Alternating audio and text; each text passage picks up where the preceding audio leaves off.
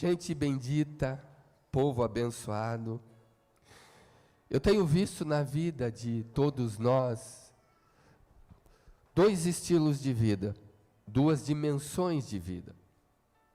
Tem pessoas que coisas possíveis, fáceis e aparentemente realizáveis tornam-se impossíveis. Tem gente que coisas impossíveis para os outros, de alguma forma, eles encontram um jeito, um caminho e tornam essas coisas possíveis. E nós vivemos entre dois paradoxos. Um grupo torna impossível algo possível. Eles começam dizendo que não conseguem, é muito difícil, nunca fez isso, nunca viu aquilo, nunca encontrou aquilo, nunca ouviu falar, é muito difícil. E aquilo se torna impossível, um gigante. E existe um outro povo, que aquilo que era impossível para a maioria da raça humana, aquilo que é difícil sair disso, é difícil vencer isso, é difícil evitar aquilo, olha, é impossível conseguir, mas tem um povo que disso que tudo parece impossível, ele torna possível. Quem é você? Estou no ano de 586 a.C. Jerusalém fora tomada, invadida pelo rei Nabucodonosor, rei de Babilônia, onde hoje é o atual Iraque. Esse rei desnudou a cidade, destruiu o seu templo, destruiu a sua fé no Todo-Poderoso, pegou os jovens, pegou a força daquele tempo, o vigor daquele povo, os eruditos, os sábios, os políticos, os sacerdotes, os religiosos, e levou-os para a Babilônia. Daniel, Sadraque, Mesaque e Abdenego, nessa primeira deportação, estava entre eles. 9 anos depois, o mesmo exército volta e faz a segunda leva de prisioneiros para a Babilônia. Israel todo é levado, ficando somente velhos, fracos, doentes, mulheres, crianças em Jerusalém. Nessa segunda deportação, vai junto o profeta Ezequiel. Ezequiel ainda era jovem, tinha os seus 18 a 25 anos, mais ou menos, mas quando ele tinha mais ou menos 30 anos de idade, ele é chamado para o ministério profético, e ele profetiza 22 anos em cativeiro, acompanhado do povo que estava no cativeiro, que sentava à beira dos rios de Babilônia, pendurava suas harpas nas árvores e choravam com saudade de Sião. Nesse tempo, Deus levanta o profeta Ezequiel e começa a lhe dar visões, alegorias, ações simbólicas, e através de Ezequiel, Deus começa a falar com Israel. Deus já havia dito que Israel ficaria no cativeiro, fala comigo, por 70 anos. 70 anos é uma geração, é muito tempo para ser prisioneiro, para ser escravo. Mas, por que será que tudo isso aconteceu? A Bíblia narra em toda a história de Israel que o grande problema de Israel era a desobediência. Fala, desobediência. Agora fala, desobediência deliberada. Israel sabia que era errado e continuava errando. Israel sabia que não era da vontade de Deus e continuava fazendo. Israel tinha uma queda pelos deuses das nações. De tempos em tempos, Israel ditava moda, uma moda nova. Um tempo era Baal, outro tempo era Moloque, outro tempo era Astarote, outro tempo eram os deuses dos sidônios. Israel começou a cultuar outros deuses e provocar a ira do Senhor, mesmo sabendo que Deus era um Deus zeloso. Começou a sacrificar seus filhos, começou a buscar feitiçarias, bruxarias, começou a mistificar a própria Torá, a palavra do Eterno. Deus olhou para Israel e viu que Israel gostava dos pecados de Babilônia. Israel começa a se prostituir, Israel começa a adorar outros deuses, Israel começa a sacrificar, Israel começa a ditar nova moda no país, que é a moda de Babilônia. Então Deus traz Babilônia para Israel. Vocês gostam de Babilônia? Então vocês terão Babilônia. A Bíblia diz em Números 32, 23, que um dia o nosso pecado vai nos alcançar. Não, o meu está bem escondido. O meu é impossível. Eu não falho, eu peco e não erro, eu mantenho ele bem escondido. Nada que está encoberto ou oculto deixará de vir para a luz. Um dia, o nosso pecado vai nos alcançar, querendo você ou não, como alcançou Israel. E quando o alcançou, Deus levou Israel para a Babilônia. Fala comigo, esse é o ponto. A minha vida, a sua vida, parece que nós estamos entrando numa maré muito baixa, de seca. Nós estamos encobrindo coisas que Deus disse para não encobrir, porque os olhos dele passeiam por toda a terra e ele vê. Ele tudo vê. Ele disse para Natanael, quando ele foi chamado para ir ver o Messias, e falou, ele vem de Nazaré. E ele disse, mas pode vir alguma coisa boa de Nazaré? E quando aquele jovem se apresenta diante do Senhor, Jesus diz, eis aí um israelita em quem não há engano, verdadeiro israelita. E ele pergunta, Senhor, de onde tu me conheces? Ele disse, há muito tempo antes de você ser chamado, eu te vi debaixo da figueira. Você estava falando comigo. Debaixo da figueira ele estava orando. Ele queria uma revelação do Messias. Então, por causa daquela palavra, ele disse, Senhor, Rabi, Mestre. E Jesus disse a ele, olha, porque eu disse que te vi quando você estava sozinho, no seu lugar secreto, você me chamou de Senhor? Coisas maiores você verá. Você não imagina quem está com você. Povo bendito, Deus leva Israel para a Babilônia, para que Israel viva a Babilônia. Um dia, aquilo que você esconde, aquilo que você gosta, aquilo que você alimenta, aquilo que você atrai, vai te alcançar. E vamos para um cativeiro. Vamos viver dias onde estaremos reclamando, sendo o povo de Deus. Fala, sendo o povo de Deus. Porque Israel não deixou de ser povo de... Israel continuou sendo povo de Deus, mas está no cativeiro. Quanto tempo Israel ficou no cativeiro? Fala, 70 anos. Mas por que 70 anos? Por que um tratamento tão longo? Por que uma dificuldade tão extensa? Porque esse era o tempo exato de mudar o conceito de uma geração dentro de Israel. Era o tempo exato para ensinar os filhos o caminho do Senhor de novo.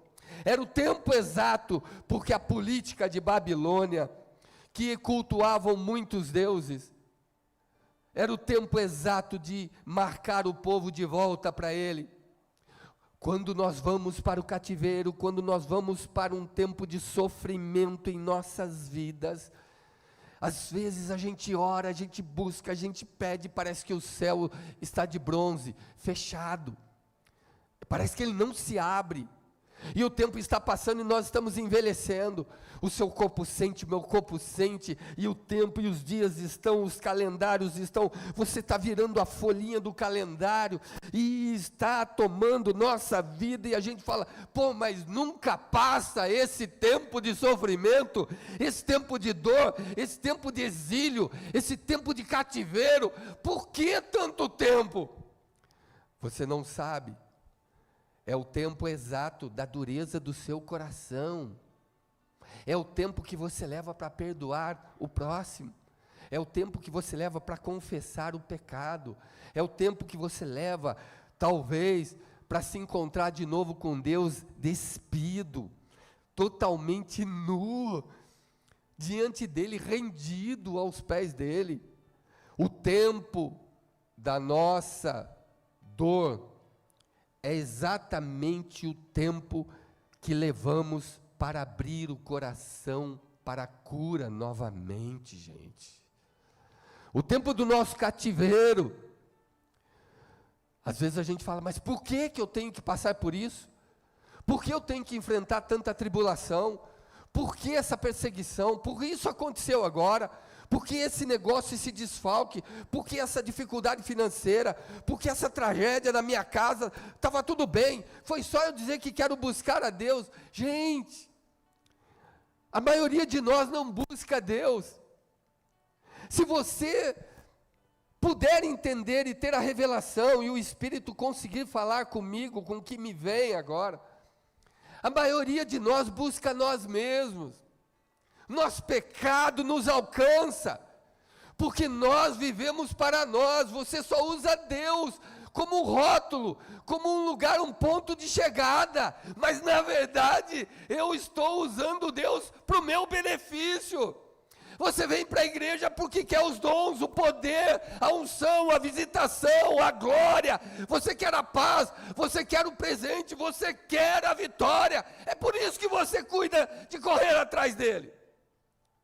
Poucos de nós vêm a Deus por Deus. Sabe por que nós brigamos politicamente por Deus? Nós caímos, nós somos retratados, mal vistos, socialmente então, estamos fora do novo normal. Somos tratados como alguém que não gosta dessa classe ou daquela. Tem nada a ver.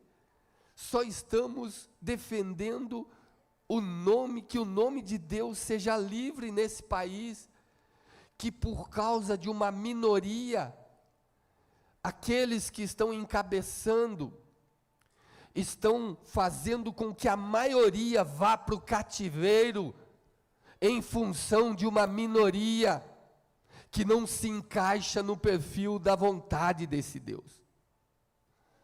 Ah, gente, olha quanto você vai buscar a Deus porque você não quer que o seu poderio financeiro diminua. Você vai buscar a Deus porque você precisa melhorar o emprego, de um emprego novo. Você busca muito a Deus quando a enfermidade bate e o médico diz, a medicina para aqui, não dá para continuar. Buscamos a Deus e somos aparentemente fiéis a Ele, porque nós não queremos que o devorador entre. Nós fazemos uma guerra dentro de nós, mas no fundo, nós não buscamos a Deus por Deus, nós buscamos a Deus por nós. Não se engane, o Todo-Poderoso sabe onde está a idolatria. Você, a maioria do povo, idolatra a si mesmo. Você gosta de você, porque por Deus, nós morreríamos por Ele. Por Deus, eu abriria a mão do luxo, do poder, da honra, dos títulos, como os heróis da fé de Hebreus capítulo 11. Eles venceram a espada, o fogo, a calúnia, os governos, eles venceram, eles enfrentaram reis, perderam tudo, porque dentro deles eles viam um lugar extraordinário, pelo qual valeria a pena sequer permanecer aqui valeria a pena morrer. Comece a vir a perseguição sobre a sua vida e você vai ver que Deus você adora. Vai para uma UTI e você vai ver como você se agarra à vida e faz qualquer coisa para vencer. Nós adoramos a nós mesmos, somos idólatras. Nós não estamos adorando Mamon, não estamos adorando Baal, não estamos adorando o Deus Pan, nós não estamos adorando Moloque, mas estamos adorando a nós mesmos. O maior pecado que se estabeleceu no céu foi o orgulho. Lúcifer foi embora por causa dele, e o meu orgulho, quando ele é ferido, sai de baixo, porque ninguém consegue permanecer na minha frente, porque nós vamos para um cativeiro, porque nós pecamos e continuamos pecando, nós erramos e continuamos errando, nós somos desobedientes e continuamos desobedientes, só que com uma diferença, vindo para a igreja, tentando anular isso dentro de mim, de alguma forma falar para mim mesmo, vai firme que daqui a pouco tudo muda, e eu fico esperando, e o tempo está passando e nada muda, porque eu estou me assemelhando aos meus pecados. Um dia o nosso pecado vai nos alcançar. Eu tenho que chegar para Deus e dizer, eu tenho um coração duro. Eu tenho que ser honesto, sincero, eu não tenho que brigar com as pessoas. Eu tenho que olhar para dentro de mim e dizer, todo dia o pecado vem e me chama, todo dia a hipocrisia vem e me chama, e eu tenho que fazer uma escolha, eu tenho que escolher Deus, a palavra dEle, ainda que doa em mim, mas se eu escolher a palavra dEle, eu vou ficar sem dinheiro, mas tem que ficar sem dinheiro, mas tem o reino todo à sua disposição. Eu não consegui entender ainda. Uma vez uma mulher num culto de ceia, assim, terminada a ceia, ela veio até mim, me chamou do lado e falou assim, olha, eu não consegui tomar a ceia porque eu não perdoei meu marido pela traição. Até aí tudo bem, eu entendi. Eu falei, irmã, a dor é grande, eu sei como é, mas o seu Senhor, o que Ele fez? E ela disse, eu não consigo perdoar e tudo, só que aí no final da conversa tinha um detalhe extraordinário. E como foi, irmã? Fazem 20 anos que ele me traiu. O marido, outro detalhe, já estava morto há 20 anos. Ela não conseguia perdoá-lo mesmo depois de morto. Estava no coração dela enraivecido, endurecido, adoecido, um coração que odiava ter vivido aquela experiência e a dor que ela passou. O tempo da nossa cura é exatamente o tempo que levamos para curar outro. Grave isso, grave, porque Jesus, quando ensinou a oração do Pai Nosso, no capítulo 6 de Mateus, verso 12, ele disse mais ou menos assim, Pai, perdoa-me, do mesmo jeito, da mesma maneira, na mesma capacidade que eu tenho de perdoar aquele que me ofende. Seja ofendido hoje por alguém, que você chame de amigo, de irmão, que ande junto nos ministérios aí, seja ofendido hoje, e você vai ver a sua capacidade de perdoar, onde é que vai. Seja ofendido por um colega de trabalho, veja como nós somos, e nós estamos falando, me perdoa da mesma maneira que eu consigo perdoar ele, por favor, Senhor. Essa é a oração que fazemos. Está explicado porque alguns de nós nunca saem do cativeiro. Vira para alguém que está do seu lado e fala assim, meu irmão, eu vou começar a contar os anos. Você fala assim, tem gente que está beirando 70 já de cativeiro. Tem gente que está perto de 70 já, de tanto que não consegue sair daquela situação. A Bíblia diz, no Salmo 18, 25, com o fiel te mostras fiel. Meu Deus, fala, meu Deus. Ai, que delícia ler isso. Com o fiel te mostras fiel. Como assim? O que quer dizer isso? Fala assim comigo, o caminho para cima é para baixo. Fala para alguém do lado, se você não entendeu, fala assim, fundiu a cabeça? Fala, estou vendo fumacinha? O caminho para cima é para baixo. O que quer dizer isso? Tiago 4,6 diz, o que resiste. Deus resiste um tipo de gente. Uau! Fala, uau! Que uau fraco, fala, uau! Deus resiste quem? Fala uma só voz, quem? Não, com a boca, quem? Soberbos. Deus resiste o soberbo e dá graça a quem? O caminho para cima é para baixo, irmão. Se você não serve, você não tem caminho aberto lá em cima. Porque quem não vive para servir, não serve para viver no reino dele. A Bíblia é muito clara. Tiago 4,10 ele diz, humilhai-vos perante o Senhor e Ele, o Senhor, vos exaltará. O caminho para cima, para a glória, para a vitória, para sair do cativeiro é para baixo. Pessoas de dura cerviz, a Bíblia diz, o livro de Provérbios diz que ele vai ser quebrado sem que haja cura. O cara é tão teimoso, tão teimoso, tão teimoso que ele tem que morrer. Porque se você o livrar, ele volta a ser teimoso de novo. E ele vai para o inferno na sua teimosia. Porque ele sempre se livra. Então Deus diz, esse tipo de gente tem que morrer logo. O caminho para cima é para baixo. Lucas 14:11, o Senhor Jesus disse, todo aquele que a si mesmo se exaltar, será humilhado. E aquele que se humilha será exaltado. Quando você vai para uma festa, onde é que você senta? Jesus falou, vou dar uma dica de sabedoria para você. Quando você vai para uma festa, sente nos últimos lugares.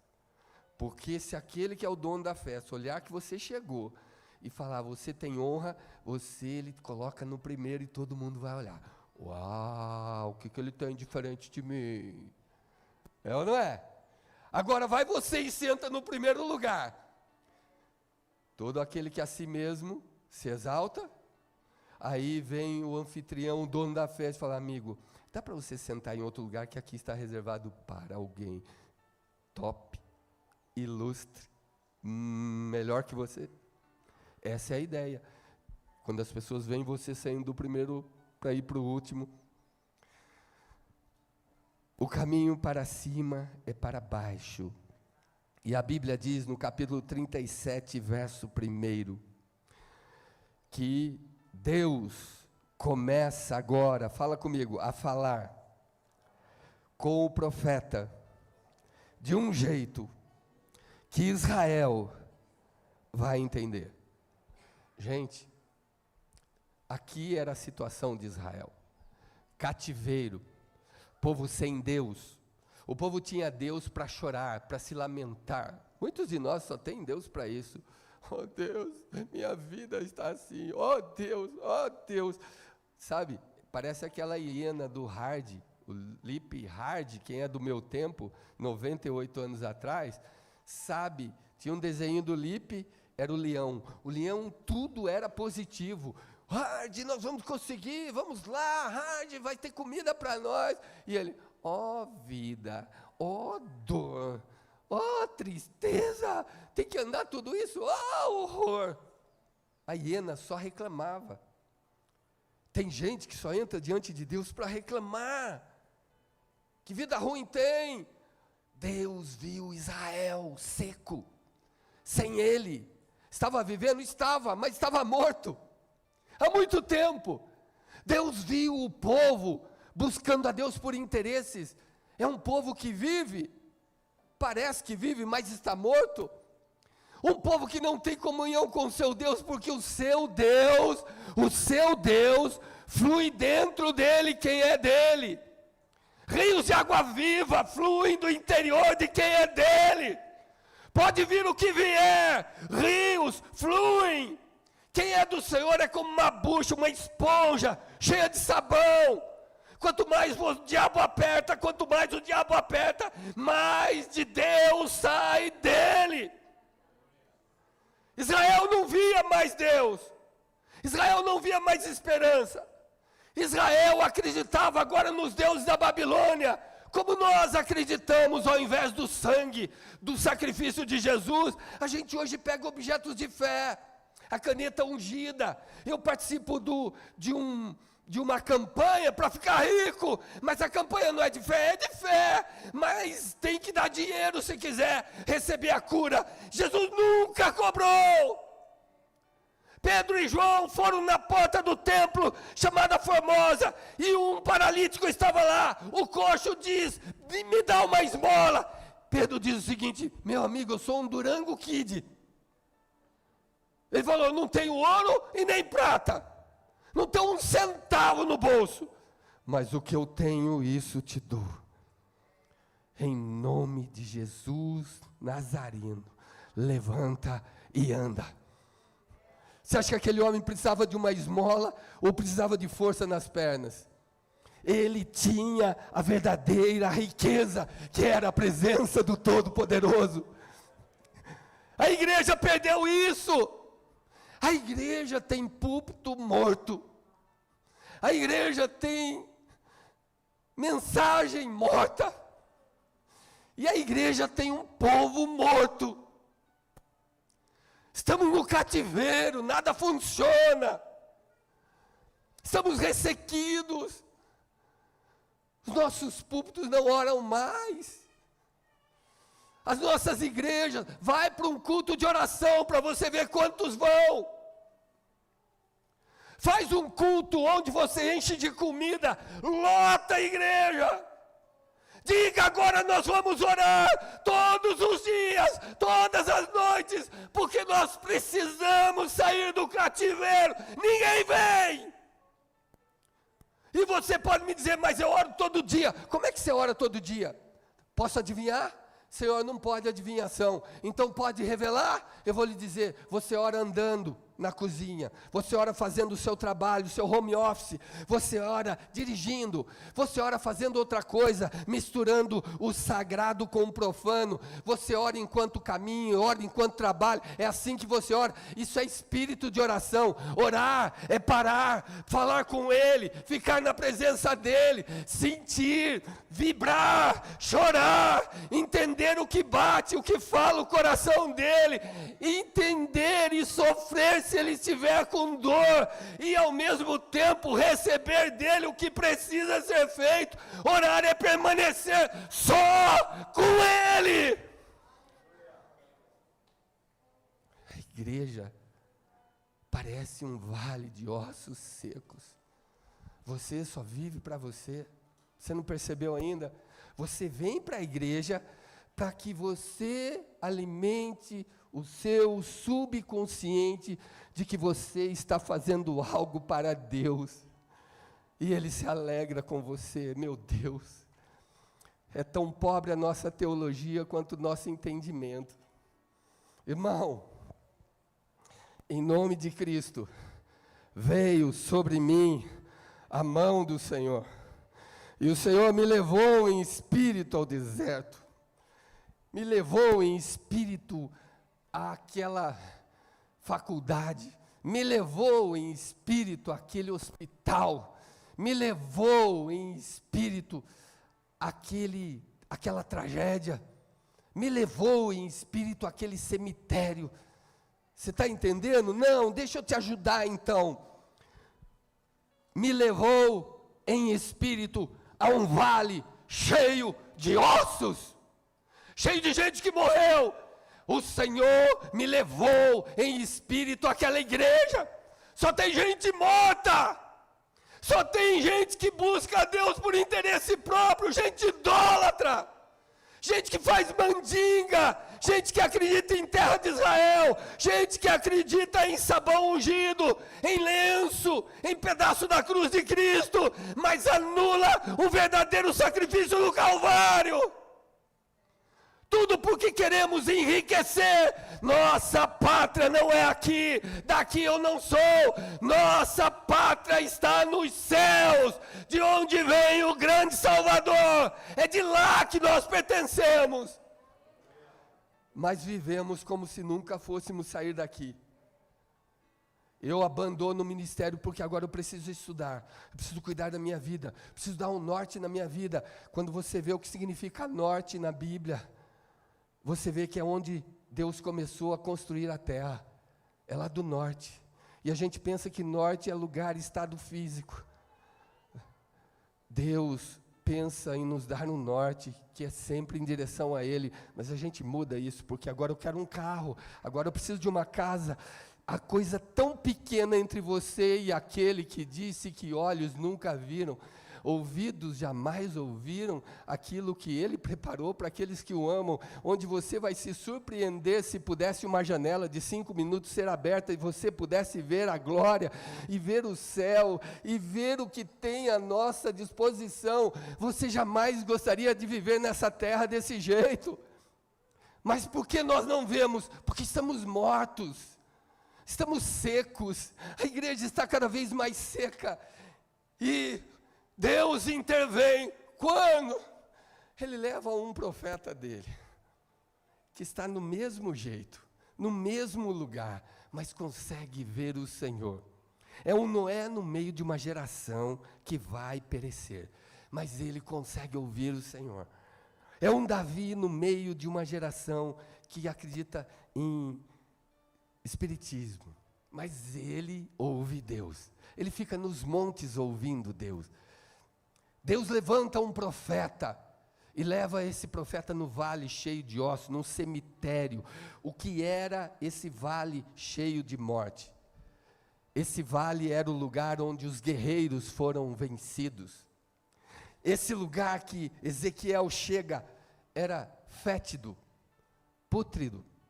Era um lugar onde chacais saíam correndo com pedaços de pernas, pés, braços. Era um lugar onde os animais, na fuga de um animal com o outro, quando não foi aqueles ossos já estavam ressequidos, eles correram sobre aqueles ossos e despedaçaram os esqueletos, espalharam os ossos, levou ele num lugar, um lugar de tragédia, um lugar de um povo derrotado, um povo sem honra, que por não ter sepultura e por terem perdido a batalha, ficaram expostos. O vale é um lugar onde te expõe, onde todo mundo vê a tua miséria. O vale é o lugar onde ninguém quer estar, ninguém quer viver, ninguém quer andar, porque é um lugar fétido, é um lugar de derrotas, é um lugar de vergonhas, é um lugar de desonras. E a igreja está no vale. Então Deus envia Ezequiel, e Ezequiel começa a andar no meio do vale. E Deus fala para Ezequiel. A tradução na King James, quando fala filho do homem, a tradução da King James diz assim: filho amado. Olha que lindo. Eu fui buscar isso, associei quando ele fala, Jesus fala que ele é o filho do homem. É o filho amado de Deus. Por isso que quando Deus fala com ele, no ato do batismo, este é o meu filho amado, em quem minha alma se compraz. E ele fala para Ezequiel num tom do maior amor que existe em um Deus: filho do homem, poderão reviver esses ossos? E ele diz: Senhor Deus, tu sabes. Aqui está o lugar dos homens superados. Esse é o lugar dos homens derrotados. Olha por esse lugar aí. Olha lá, tem cabeça de um lado, pé do outro, braço do outro. Aqui estão os destruídos. São aqueles que caíram na vida e nunca conseguiram se levantar. Aqui é o lugar dos envergonhados, que no confronto com o inimigo morreram. Quantos de nós não estamos no confronto com o inimigo e estamos à beira de desistir, queremos tirar a própria vida, estamos desesperados, é melhor morrer do que viver assim. E na verdade o que Deus está falando é que eles estão próximos ao enterro, porque esses que caíram em desonra nunca foram enterrados. Quantas vezes o cenário de desgraça não nos alcança também? E nós queremos acabar com isso e facilitar, porque eu quero que alguém tenha dó de mim. Eu quero que alguém, pelo menos, sinta remorso com a minha morte. E me diga, você acha que isso resolve? Alguém, por alguns minutos, dizer da sua morte, depois que você se vai, dizer assim: poxa, que pena que ela era tão fraca e fez isso. Tirou a própria vida. Eu não sabia que era tão fraca assim, senão eu não teria brincado com ela. E depois você acorda lá no inferno. A única coisa que te consola no inferno é pensar que alguém sofreu por você aqui, enquanto infinitamente sofrerá o fogo eterno. Muitas vezes somos expostos. Cemitério de ossos. A palavra de Deus diz que frequentemente, fale comigo, Deus nos levará em lugares que nós nunca iríamos sozinhos. Mesmo sem entender o que nos aguarda, o que nos espera, o maravilhoso Deus nos leva onde alguém precisa de nós.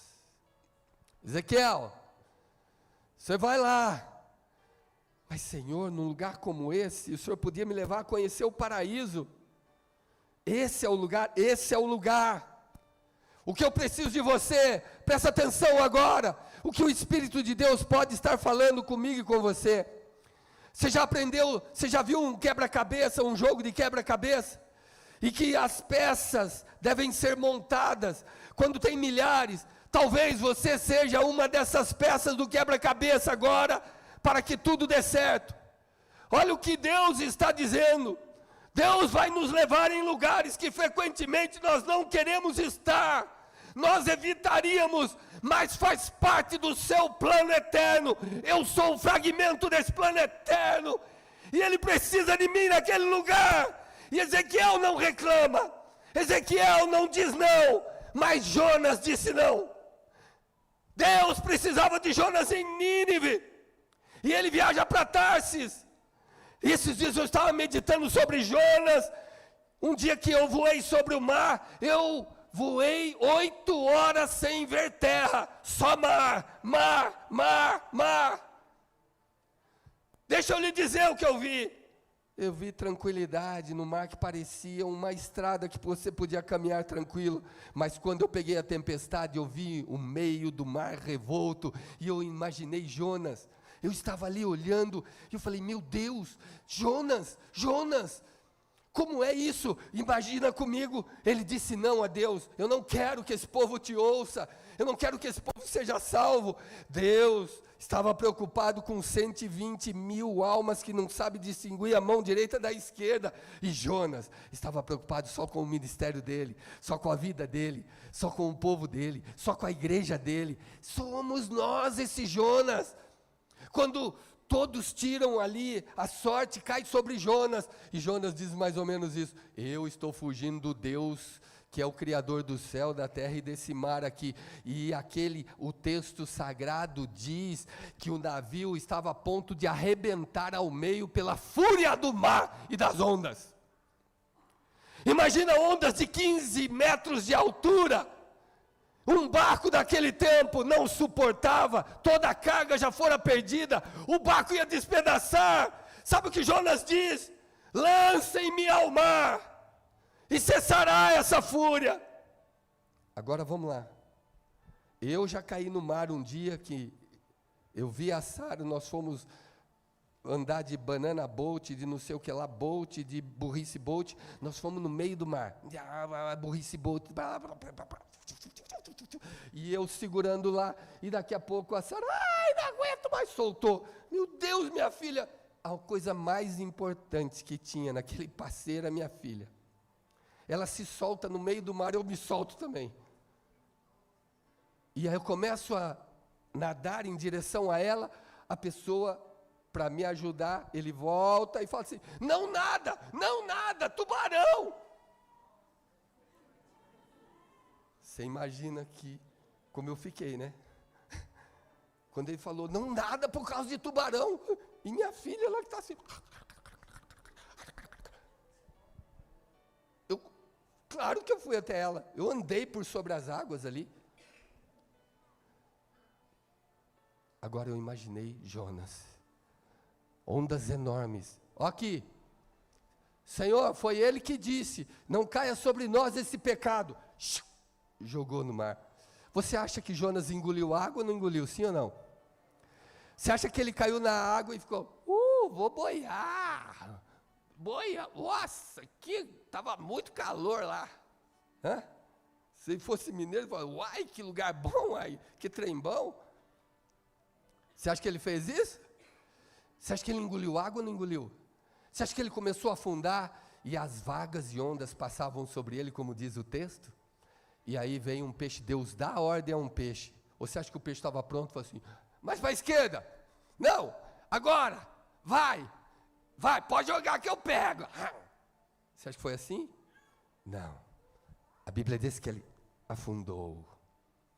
E lá o peixe pegou. Só que quando o peixe pegou, o texto também diz que ele vai nas estruturas da terra, nos abismos mais profundos da terra. Acho que ele foi lá na Fossa das Marianas, e Jonas foi lá. E dentro dele, cada vez que ele engolia, o suco gástrico do peixe, da baleia, provavelmente tirou a pele de Jonas.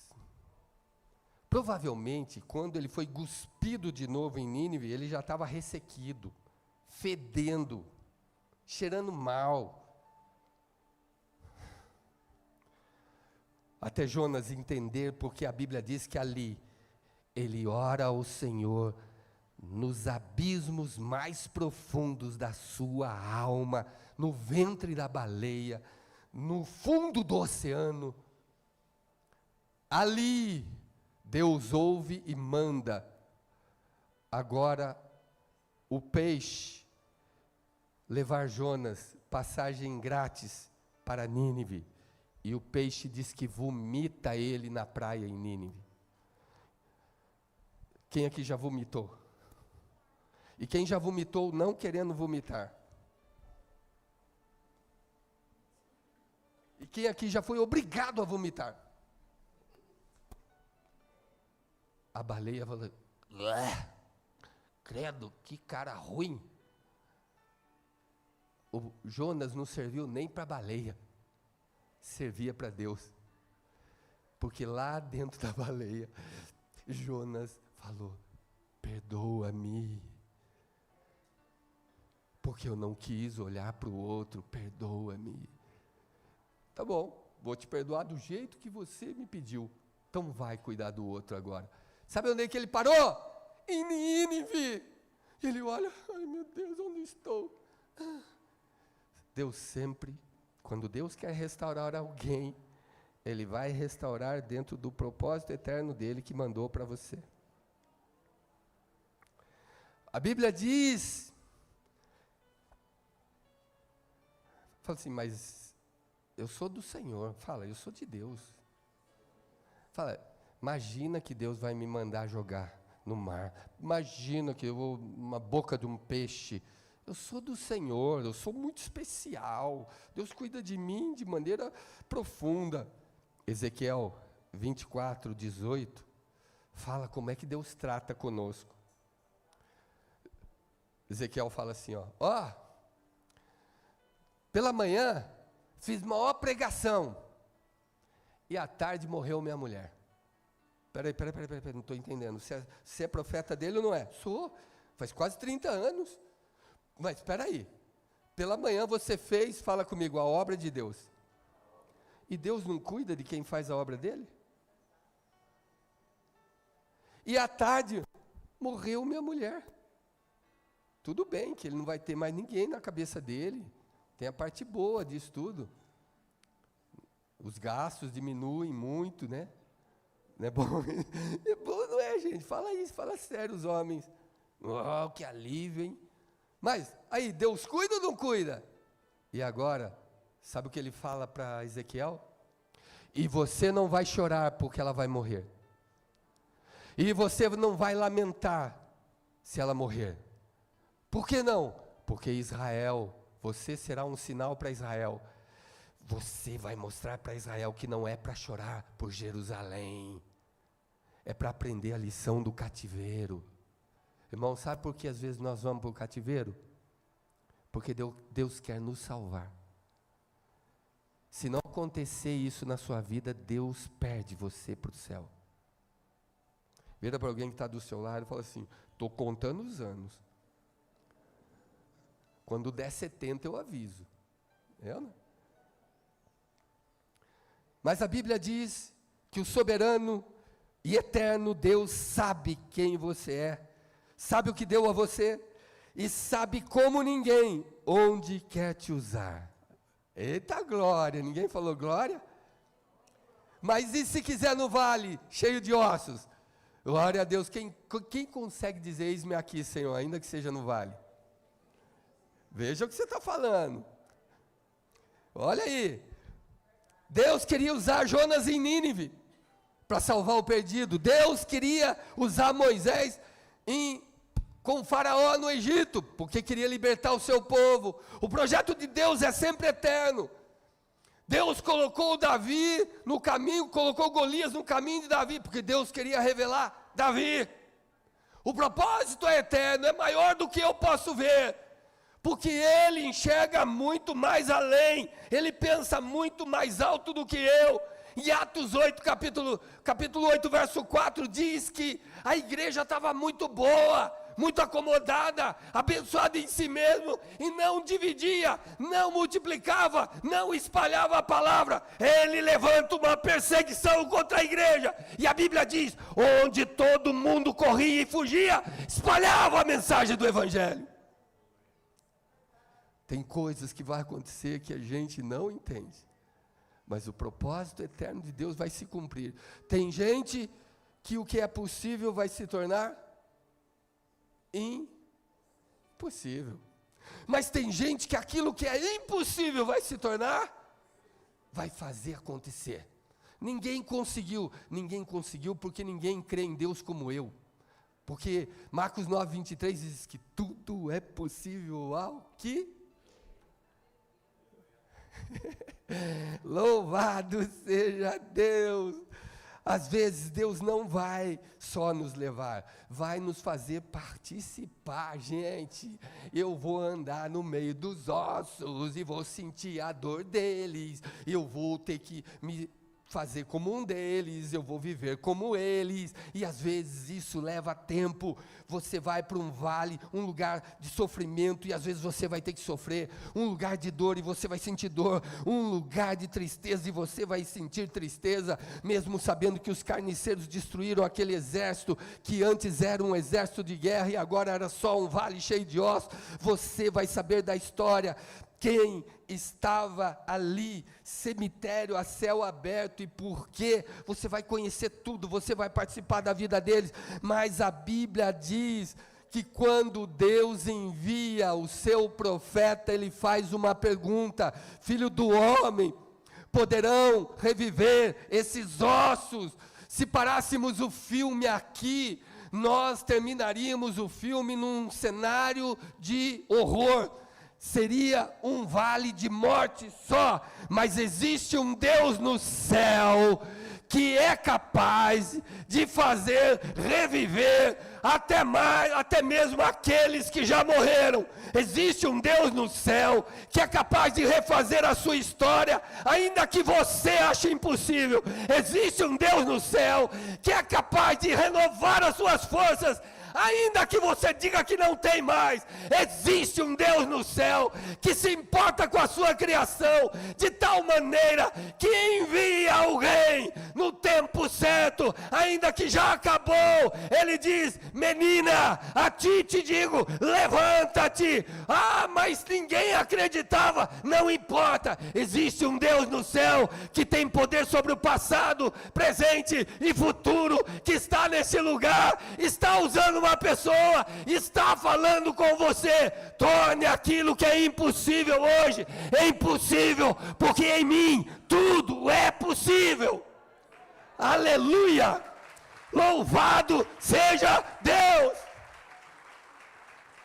Existe esse Deus, e Ele nos leva para lá. A Bíblia diz em Mateus 18:18, o que eu ligo na terra é ligado no céu. O que eu acredito que pode acontecer aqui na terra, e eu ligo, e eu coloco Deus no negócio, o negócio volta para Deus, porque é dele, não é mais meu. A Bíblia diz no capítulo 37, verso 3, a pergunta é gestadora de vida. Filho do homem, é possível mudar a história desse povo que morreu aí? Congela essa história agora. Vem para o segundo milênio nosso. Atualiza tudo. E eu vou perguntar a você. Onde estão concentradas as maiores riquezas do nosso tempo? Pergunta para mim, quais? Não. Assim eu não tenho nem vontade de contar. Pergunta para mim, quais? Melhorou, mas ainda pode fazer melhor. Pergunta para mim, se depender disso para você ir para o céu. Pergunta, quais? Vai ficar aqui, está fraco ainda. Quais riquezas? As jazidas de ouro? O ouro da terra de Avilá, que é o mais puro? Quais? Os diamantes do Negev? Será que aqueles diamantes que são as riquezas, o enriquecimento de urânio, ou grafeno, que hoje está em alta para tudo? Quais? Não. Eu vou falar de outra riqueza. Onde estão hoje as grandes ideias, os grandes projetos, as grandes descobertas, os grandes sonhos? As grandes conquistas, os grandes ideais. E eu vou dizer a você onde estão hoje os maiores sonhos, onde estão os maiores atores, atletas insuperáveis, onde estão os químicos, onde estão os cientistas, onde estão os grandes pensadores que até hoje nós estudamos algo que eles falaram há quase 500 anos. Até hoje a gente imita Sócrates, Platão, até hoje nós estamos atrás de... Os psicólogos estudam alguém que morreu há centenas de anos, até hoje! Os grandes inventores, onde é que eles estão? Os teólogos, os generais, os governos, os escritores, os músicos, os poetas, os grandes pregadores que até hoje a gente ouve eles. Onde eles estão, eu vou lhe dizer, 7 palmos debaixo da terra. Ali estão os maiores dons, ali estão as maiores ideias, os maiores sonhos, as maiores conquistas. Estão todos enterrados num cemitério e viraram ossos secos. E é isso que o seu Deus não quer que aconteça comigo e com você. Olhe direito, você não é só isso. Presta atenção, que vida medíocre você tem. Você não é só isso. Pelo amor de Deus, a glória excelsa do Todo-Poderoso, pelo seu Espírito, está em nós. Quando eu olho para mim, nessa igreja, nesse lugar, nessa cidade, eu falo para Deus, não é só isso que o Senhor tem para mim. Eu já conheci o mundo. Não é só isso que o Senhor tem para mim. Eu não sei se você já se questionou, mas se não se questionou é porque você está morto. O morto não chora, o morto não reclama, o morto não vê, o morto não sente, o morto não fala nada, o morto não age. Pessoas mortas é que não olham para dentro de si e dizem, eu preciso mudar. Os maiores homens que vocês já conheceram e já ouviram falar estão mortos, estão a 7 palmos debaixo da terra. Ele te chamou para fazer o impossível se tornar possível.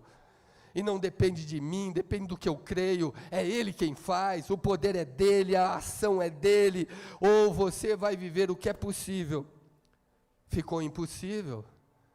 ou o que é impossível, você vai tornar fácil, vai ser possível. Esses dois estilos de vida estão à nossa disposição. Mas qual é o segredo, então, para pegar algo que é impossível se tornar possível? Qual é o segredo? São dois. Está aqui. A Bíblia diz no 37, verso 4, profetiza, filho do homem. Ossos secos, ouvi a palavra do Senhor. E a Bíblia diz no verso 7, enquanto eu profetizava, osso foi se chegando ao seu osso.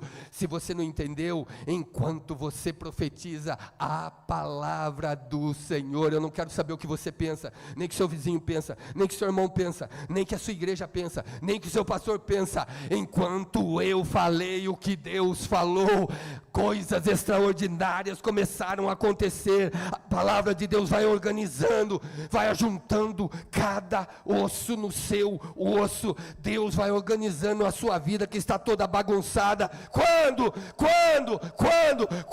você começa a falar a palavra do Senhor.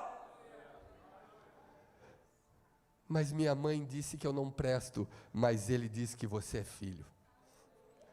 Mas o médico diz que não há cura, mas ele diz que Jesus Cristo, o Filho dele, levou sobre si todas as dores e enfermidades. Então, se você crê nessa palavra, ela é viva! Ela produz, ela começa a organizar essa vida errada sua. Profetiza todos os dias aquilo que você quer ser. Profetiza todos os dias o que está escrito a seu respeito. E você vai ver milagres extraordinários começarem a acontecer. E ele disse, quando eu profetizei, assim como me havia dito, eu profetizei exatamente como ele mandou. Eis que osso começou a chegar ao seu osso. Deus vai organizar a sua vida. Se você parar de ouvir os conselhos da Rede Globo, Deus vai organizar a sua vida. Se você parar de ouvir os YouTubes da vida, Deus vai organizar a sua vida, se você ouvir a palavra do Senhor. Mas só organizar não é suficiente. Fala, é só a primeira ação. Não, é só a primeira ação extraordinária de Deus na vida de quem já morreu, já perdeu, meu casamento já foi embora, acabou, pastor, esquece se você quiser esquecer, mas se você ouvir a palavra do Senhor, nada pode ter um fim, quando Ele, o Senhor, não diz que é um fim. Louvado seja Deus. A segunda ação de Deus é exatamente sobrenatural, mas também que nos ensina, está no verso 9.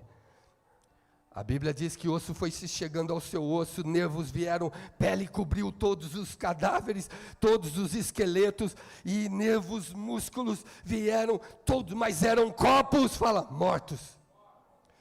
Estavam ali, eram mortos. Então, a Bíblia diz, agora a segunda ação de Deus. Agora você quer vida nisso aqui?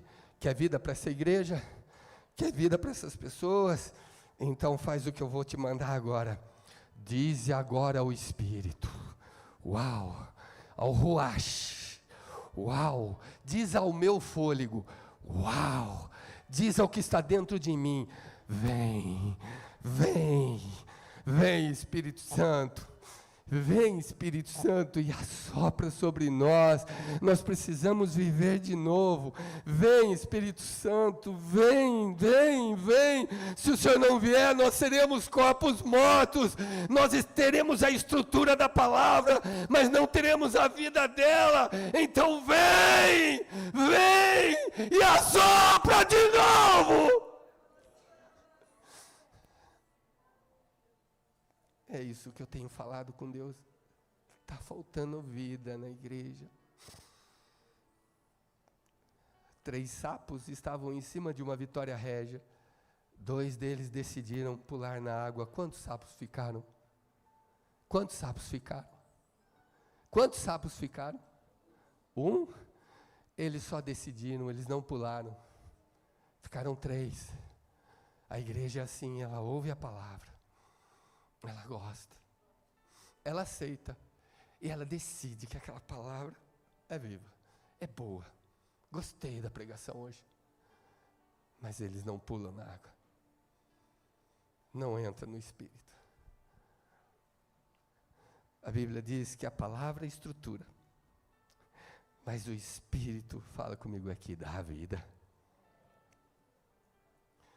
Foi um homem chamado Charles Haddon Spurgeon que disse o seguinte: eu acredito mais que um leão possa ser vegetariano do que um pecador sequer ser salvo sem ser pelo Espírito Santo de Deus. Sabe por que você é insensível para Deus? Você está morto. Sabe por que você não se importa com nada e parece que está sempre anestesiada? É porque está morta. Você já morreu e não sabe. O que eu faço? Come a palavra. Ela, Hebreus 4,12 diz que ela é viva. Você vai voltar a viver. João 6,63 é a segunda parte. A palavra de Deus é espírito e vida. Aí você entra no sopro dele, na vida, na unção de Deus. Algo de Deus vai entrar em você, você vai viver. Mas então, e se eu continuar assim? Vai continuar morto até a volta dele. Meu amado, a Bíblia está cheia. Eu não sei quanto tempo eu tenho, não tenho mais tempo. Está todo mundo falando aqui nas redes sociais. Continua, pastor, mais 3 horas que eu aguento. Falei, beleza, vamos lá. João capítulo 11, verso 43, Jesus foi visitar o seu amigo Lázaro, morto já, fala 4 dias, fala já enterrado, diga fedendo, e Jesus chega diante dele e fala assim, Lázaro, como é que a Bíblia diz mesmo? Primeiro profetiza ao filho, Lázaro, vem para fora, e a Bíblia diz que aquele que estava morto, reviveu. Você que anda morto, precisa dessa palavra. Marcos capítulo 5 fala da filha de Jairo.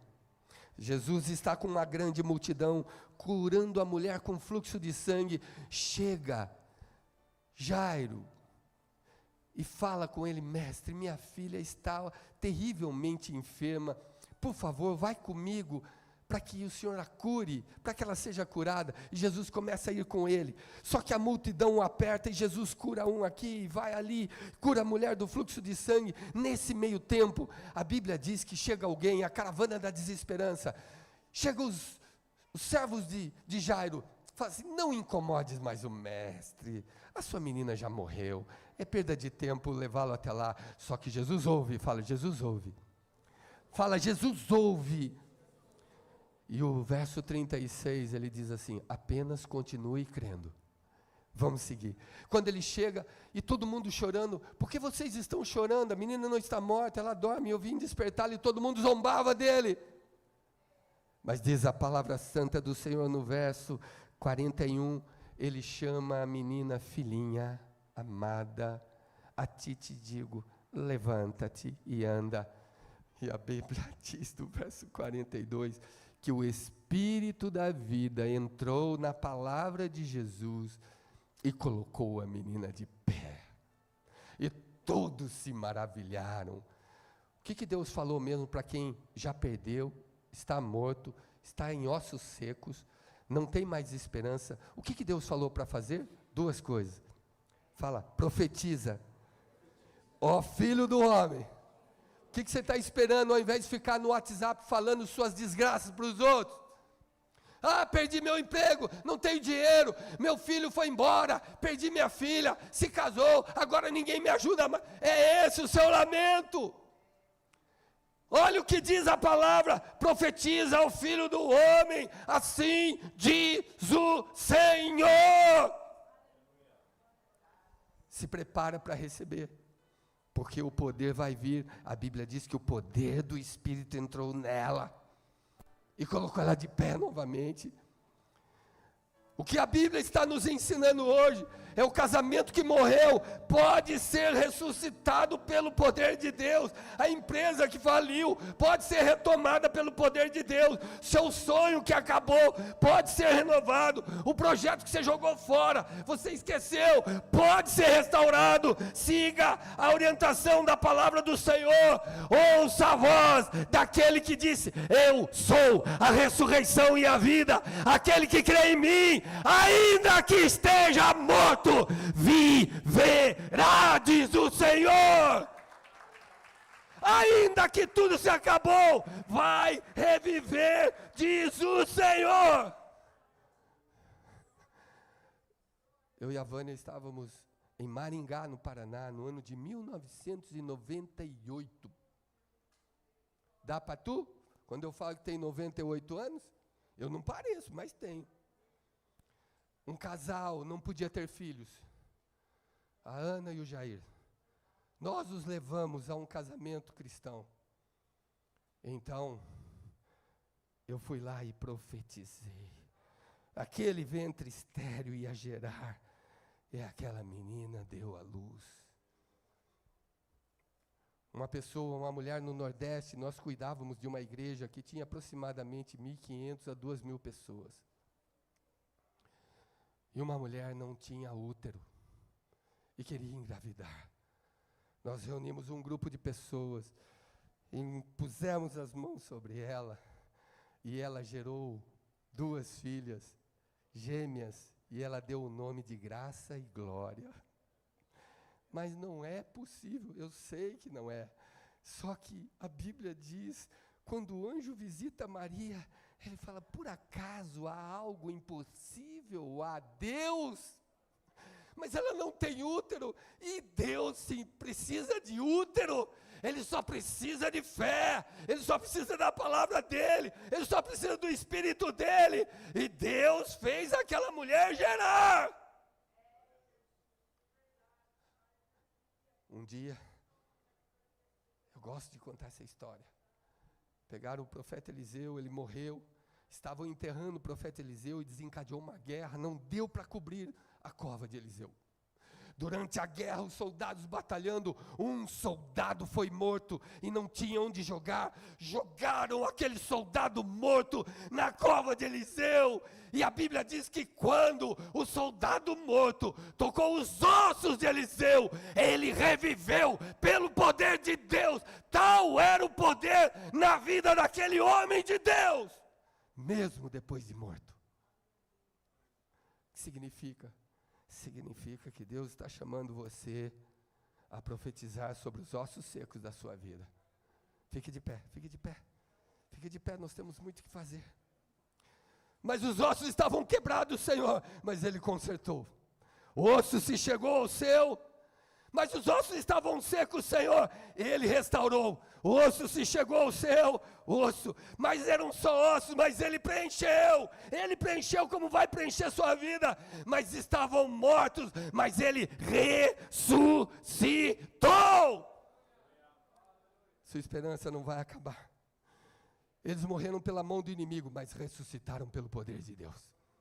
Ah, mas eles eram só ossos secos. Mas agora não é mais só ossos secos. Espera aí, de novo. Vamos tirar foto.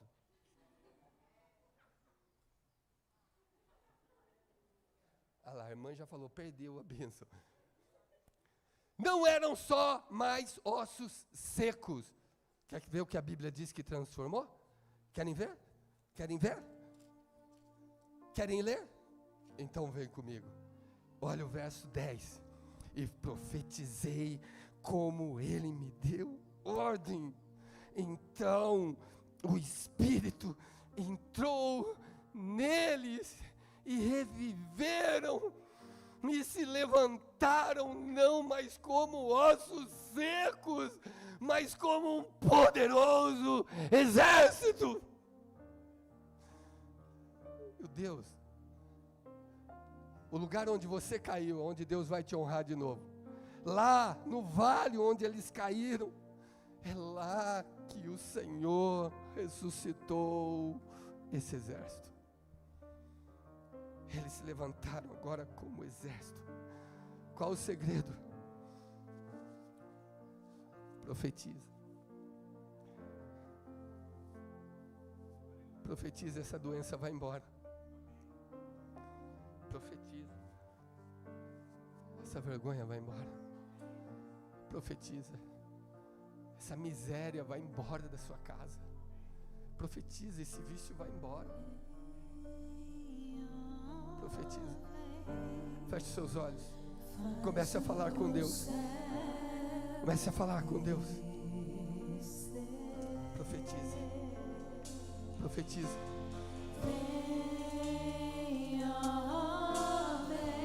Profetiza. Comece a falar. Comece a falar. Diga: na minha vida acabou o reinado do inimigo. Aquilo que era impossível não é mais. Não é mais. Faz o céu descer. Tem o Ezequiel aqui falando com você em nome de Deus. Tem o Ezequiel aqui falando: creia, povo de Deus. Creia, povo de Deus. Creia, povo de Deus.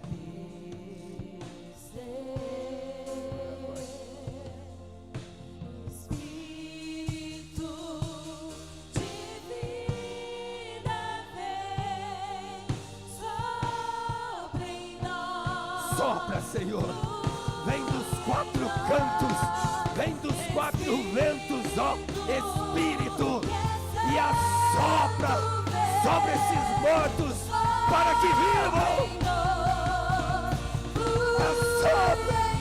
Assopra, Senhor, diga: vem Espírito, assopra sobre mim.